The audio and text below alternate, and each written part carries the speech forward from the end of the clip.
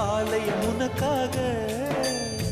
வானில் ஒரு புயல் மழை வந்தால் அழகே என்னை எங்கனம் காப்பாய். கண்ணே உன்னை என் கண்ணில் வைத்து இமைகள் எனும் கதவுகள் அடைப்பேன்.